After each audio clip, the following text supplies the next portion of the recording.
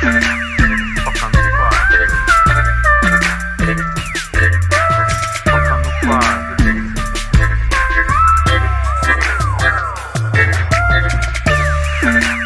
Toca no quadro.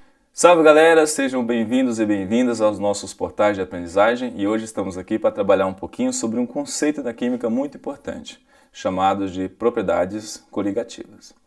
Uma propriedade é uma característica que o material tem.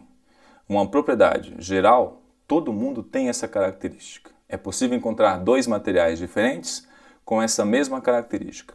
A massa é uma delas. Eu posso pegar dois materiais diferentes e ambos com a mesma massa. Então, se eu posso fazer isso, a minha propriedade é uma propriedade geral. Mas existem aquelas que são específicas, como, por exemplo, temperatura de ebulição. Cada material tem uma temperatura específica em que ele vai do estado líquido para o estado gasoso a pressão constante, beleza? Nós chamamos isso de temperatura de ebulição. Todo material ele tem a sua própria temperatura de ebulição. E já que ela é uma propriedade, esse tipo de propriedade é chamado de específica, beleza? Então nós vamos trabalhar um pouquinho com essas propriedades específicas. Dentro das propriedades específicas tem aquelas que mudam toda vez que a gente coloca naquele material puro um soluto não volátil. O que é um soluto não volátil? Como sal de cozinha, como o açúcar de cozinha, por exemplo. Tudo bem? Quando eu dissolvo sal de cozinha ou açúcar de cozinha na água, por exemplo, esse sal e esse açúcar irá mudar essas propriedades que são chamadas de coligativas, beleza? Então, toda vez que um material que é um solvente como a água receber um soluto não volátil e mudar alguma das suas propriedades específicas, nós dizemos que essas propriedades que mudaram são chamadas de coligativas. Beleza? Então é isso. Uma propriedade coligativa é aquela que muda toda vez que a minha substância no estado líquido recebe um soluto não volátil. Das propriedades coligativas que nós vamos estudar são temperatura de fusão, temperatura de ebulição e pressão de vapor. Nós vamos ficar o nosso curso focado nessas propriedades. Beleza? Bom, então vamos brincar um pouquinho mais com essa ideia de coligativa, vamos ver como que o nosso curso vai proceder e como que seria essa nossa conversa introdutória. Então, vamos para a aula aí, tá? Bom, então, como a gente já falou, uma propriedade coligativa é aquela que depende apenas da quantidade de partículas de soluto dissolvido, beleza? Essa propriedade coligativa, ela vai mudar à medida que eu vou dissolvendo soluto no meu material. E aí, quanto mais partícula do meu soluto está dissolvida, mais eu percebo mudança nessa propriedade, beleza? Só que se eu estou falando de um soluto, eu também estarei falando de uma solução, tá? Então, se eu estou falando de soluto dissolvido, ele está dissolvido em um solvente. Logo, eu estarei olhando para uma solução. E quando eu olho para soluções, para saber a quantidade de coisas em uma solução, eu tenho que medir a sua concentração, beleza? Então, a concentração, ela mede a quantidade de coisas numa solução. Se eu tenho solutos, ela vai medir a quantidade de solutos na minha solução, beleza? Então, nós percebemos só por essa definição que é necessário conhecer um pouquinho sobre concentração de soluções. Aqui nos nossos cursos nós temos uma série de aulas, tá?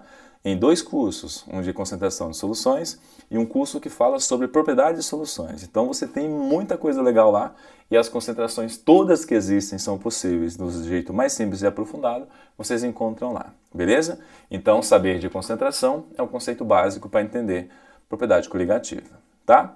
Então a propriedade coligativa, como dito, é aquela que muda toda vez que eu colocar um soluto não volátil numa substância específica, beleza? Bom, mas quais são essas propriedades coligativas, tá? A temperatura de ebulição é uma delas, a temperatura de fusão é uma delas, só que nós vamos começar primeiro, tá? Com a pressão de vapor. A pressão de vapor, o próprio nome diz, é uma pressão. Alguém está fazendo uma pressão. A pressão de vapor é a pressão que uma substância faz para que ela consiga virar vapor. Na verdade, por definição, a pressão de vapor é a pressão que o vapor, numa interface de um líquido, faz em equilíbrio dinâmico, tá? A gente disse que isso é a pressão máxima de vapor. Mas de um jeito didático, a gente poderia dizer que a pressão de vapor é a pressão que uma molécula faz para tentar sair do estado líquido e ir para o estado de vapor, beleza? Então, a pressão de vapor, nós vamos nesse primeiro momento agora definir ela de um jeito muito simples. Ela é uma tendência que toda molécula tem em virar vapor, ou seja, vaporizar, beleza? Bom, então a pressão de vapor é uma tendência em que moléculas no estado líquido tendem a virar vapor, beleza?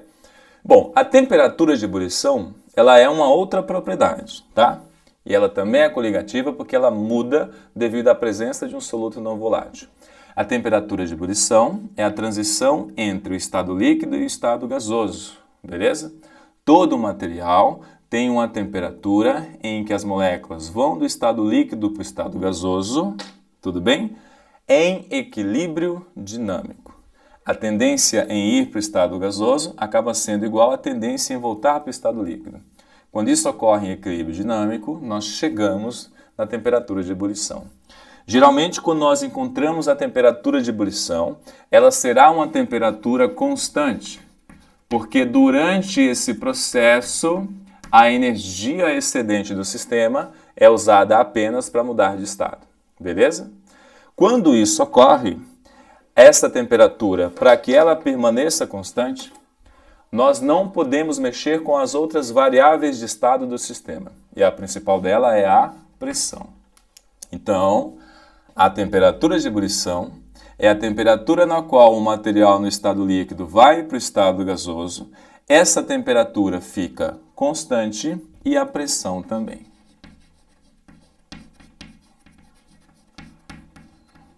Ok?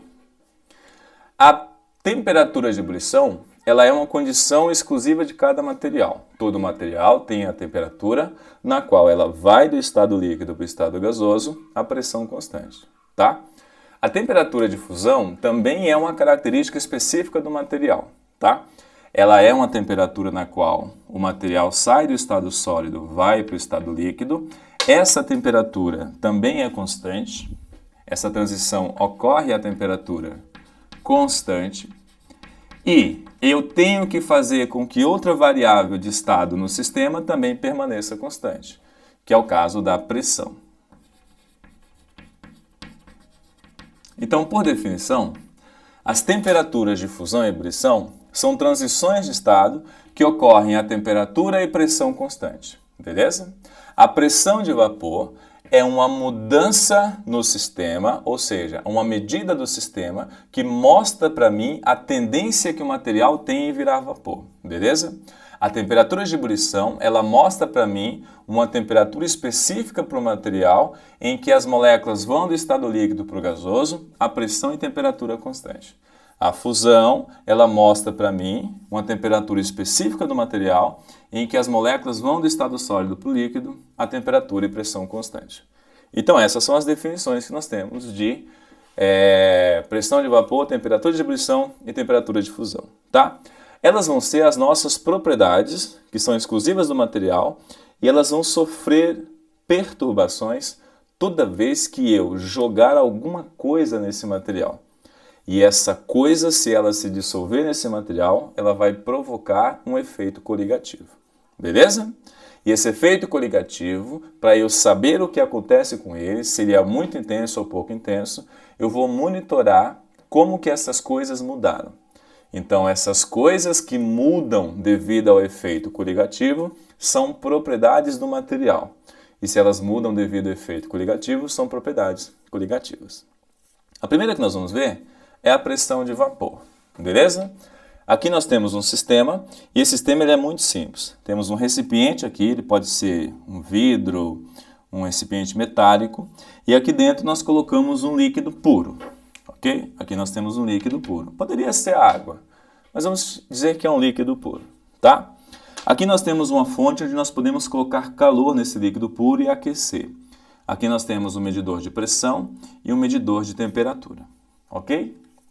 Quando eu pego um pequeno trecho nesse ponto onde o material está líquido e o material está gasoso, que nós vamos chamar a partir de agora de interface, que é o ponto de transição entre as faces. Quando eu pego um pontinho desse na superfície desse líquido, onde ele transita para o estado gasoso, onde eu tenho a separação da fase líquida e a fase de vapor, eu vou dar um zoom nela. Aí eu vou ter aqui embaixo a substância no estado líquido, que está aqui pintado bonitinho, e aqui eu vou ter uma região onde as coisas só podem ir para lá se elas estiverem no estado gasoso ou estado de vapor, beleza? Estado gasoso na condição de vapor. Quando eu olhar para a interface, que é esse pontinho aqui, eu vou ver a região de líquido e a região de vapor. Quando eu der um zoom mais aprofundado, eu vou encontrar as moléculas que compõem esse líquido. E elas vão estar interagindo entre si por interações que são chamadas de forças intermoleculares. Elas interagem entre si por forças intermoleculares. As forças intermoleculares, elas podem ser variadas, beleza? Elas podem ser íon-íon, íon-dipolo, dipolo-dipolo, dipolo com ponte de hidrogênio, dipolo instantâneo, dipolo induzido. Cada uma dessas interações, elas são específicas. A gente tem que saber quais são, que às vezes podem aparecer em questões como essa, tá? Mas essas moléculas que estão aqui, elas estão interagindo entre si, tudo bem? Cada coisinha dessa que eu coloquei aqui, como se fosse uma molinha, ela representa forças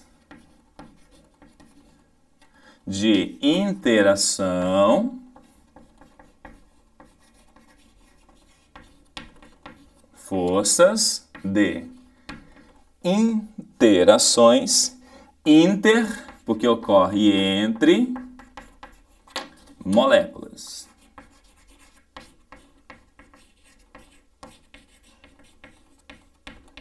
Então, olha só. Cada coisinha dessa que eu desenhei amarelinho, tá? Representa uma força de interação entre as moléculas. Vamos chamar essas forças de interações moleculares. Beleza? Essas forças de interações moleculares, elas são forças que fazem com que as moléculas fiquem geralmente sentindo a presença uma da outra. Se forem dipolos, serão dipolo-dipolo. Se forem dipolo com ponto de hidrogênio, serão dipolos com ponto de hidrogênio. Se for moléculas apolares, serão dipolo instantâneo, dipolo induzido. Se forem íons, serão íon-íon. Se for íon-dipolo, serão íon-dipolo. Beleza? Então, cada uma dessas interações é interessante que a gente conheça. As forças intermoleculares é quem garante que esse sistema fica coeso. Se eu quiser tirar uma molécula dessa, que está no estado líquido, e trazê-la aqui para cima no estado gasoso, eu preciso fornecer energia para o sistema. E se eu fornecer energia para o sistema, essa molécula ela vai vir para o estado gasoso. Beleza? Mas mesmo que eu não forneça energia para esse sistema, essa molécula tem uma tendência natural a vir para o estado gasoso. Essa tendência natural que essa molécula tem a vir para o estado gasoso, nós chamamos essa tendência natural de pressão de vapor. Beleza? A pressão de vapor que nós classificamos aqui agora como PV, ela é uma medida de fugacidade, uma tendência que a molécula tem em vaporizar. Toda molécula que está em um sistema líquido, ela tem uma tendência em virar vapor. Nós chamamos essa tendência em pressão de vapor. Beleza? Como que eu meço e calculo essa tendência? Eu pego esse sistema agora e vejo qual que é a pressão que os vapores dessas moléculas que vieram aqui para o estado gasoso estão fazendo no líquido. Aí eu consigo medir essa tendência como um valor de pressão. Beleza? Chamamos isso de pressão de vapor. E isso é só um jeitinho que a gente coloca para explicar de maneira mais didática o que seria essa pressão de vapor. Então, para que essas moléculas saiam daqui, elas precisam romper essa interação. Só que essas moléculas já têm uma energia associada a uma certa repulsão entre elas, por mínima que seja, beleza? Essa energia representa a sua fugacidade, a capacidade ou a tendência ou o desejo que ela tem em virar vapor, beleza? Só que tem um lance interessante. Cada sistema ele vai ter a sua própria tendência em virar vapor. Se eu tiver uma molécula aqui do lado de um outro tipo de líquido puro, essa tendência pode ser menor ou essa tendência pode ser maior, beleza? Mas essa tendência, ela depende de alguns fatores. A primeira coisa que eu quero mostrar é como que essa tendência muda toda vez que eu forneço energia para o sistema. Então vamos imaginar que eu faça com que sobre esse sistema alguns pacotes de energia entrem aqui, beleza? Na forma de calor. Para eu fazer isso, basta ligar uma fonte térmica sobre esse sistema e essa energia vai entrar no sistema na forma de calor. Quando a energia entra no sistema na forma de calor, ele absorve parte dessa energia e deixa passar algumas delas, tá?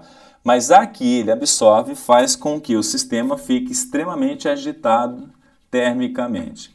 Essa agitação termicamente são movimentos translacionais, para cima, para baixo, para lá e para cá, para o fundo e para frente, beleza? Chamamos essa vibração translacional de vibração cinética. A vibração cinética é medida por um termômetro. O termômetro mede a agitação cinética das partículas devido ao fluxo de calor sobre elas. Beleza? Bom, e aí, à medida que eu vou aumentando o calor fornecido para esse sistema, essa agitação cinética vai aumentando.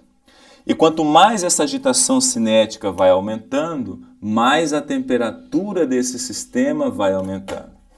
E quanto mais a agitação cinética desse sistema vai aumentando, e quanto mais a temperatura vai aumentando, maior é a tendência que essa molécula tem em vir para o estado gasoso. Por quê? Porque ela está presa aqui. Ela já tinha uma pressão de vapor natural dela.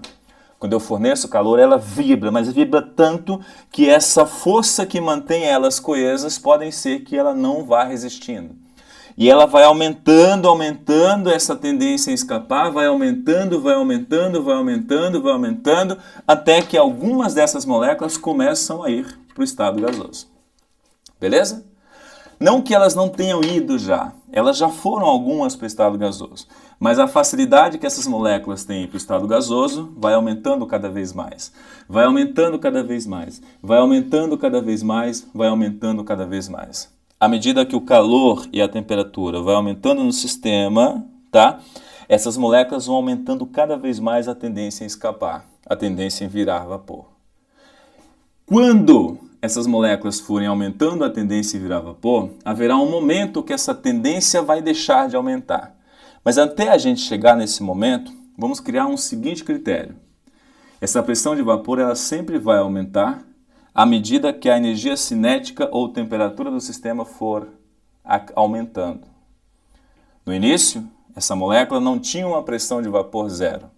Ela já tinha uma tendência natural. Eu vou dizer que essa tendência natural, ela tem uma pressão diferente de zero, que eu vou chamar de pressão de vapor. Beleza? Essa molécula que está aqui, que eu vou pintá-la de azul, no início, ela já tinha uma tendência natural em vaporizar. Ela era pequena. Quando eu forneci calor, essa tendência foi aumentando. Ela ficou cada vez menos presa no sistema. Se eu fosse montar um gráfico que no eixo Y mostrasse essa pressão de vapor, que é a tendência em vaporizar, e no eixo X mostrasse a temperatura, que é a quantidade de energia cinética que ela está mostrando para mim, eu diria que quanto mais agita a cinética, agita a temperatura, eu vou aumentando essa tendência em vaporizar. Esses gráficos são chamados de curvas de pressão de vapor. Quando eu olho para um líquido puro, todo líquido puro tem a sua curva de pressão de vapor. Beleza? Cada líquido puro terá a sua curva de pressão de vapor e essa curva de pressão de vapor ela nunca vai começar no zero, porque todo líquido tem uma pressão de vapor mínima. À medida que a temperatura vai aumentando, essa pressão de vapor vai aumentando, essa pressão de vapor vai aumentando, essa pressão de vapor vai aumentando, essa pressão de vapor vai aumentando. Beleza? Então essa é a primeira regra. Todo líquido puro que estiver aqui dentro, essa pressão de vapor vai aumentando, vai aumentando, vai aumentando. Beleza? E não importa o quanto eu forneça de calor. Essa pressão de vapor vai aumentando, vai aumentando, vai aumentando. Beleza? Só que vai haver um momento que essa pressão de vapor vai ser a pressão máxima, tá? Daqui a pouco nós vamos falar um pouquinho sobre isso. Se eu tiver um outro líquido, que seria um líquido verde, por exemplo, ele também terá a sua pressão de vapor característica. Beleza? Não é uma mistura. Estou comparando um líquido puro azul, um líquido puro verde. Esse líquido puro verde também terá a sua pressão de vapor. E ela é característica dele. Pode ser maior ou menor do que essa curva para o líquido azul. Vou chamar esse líquido azul de líquido puro A. Beleza? Bom, esse líquido verde, eu poderia colocá-lo aqui dentro no lugar do líquido azul A. E quando eu fornecer calor, esse líquido verde, ele vai ter o mesmo comportamento. Ele vai aumentar a sua tendência em virar vapor. Beleza? E essa tendência vai aumentando cada vez que a energia cinética do sistema, ou seja, a temperatura, for aumentando. E ela vai aumentar, e vai aumentar, e vai aumentar. Só que esse líquido verde, ele tem uma pressão de vapor diferente do líquido puro azul. Então ele vai ter a sua própria pressão de vapor no início do aquecimento. E à medida que a temperatura vai aumentando, essa pressão de vapor vai aumentando, vai aumentando e vai aumentando. Aí eu vou ter uma curva característica para o líquido B. Beleza? Agora, essa curva característica para o líquido B me diz que ele se comporta do mesmo jeito que qualquer líquido, aumentando a sua pressão de vapor com a temperatura, porém, as medidas que eu posso ter de pressão e temperatura são diferentes, porque elas são exclusivas de cada um deles. Beleza?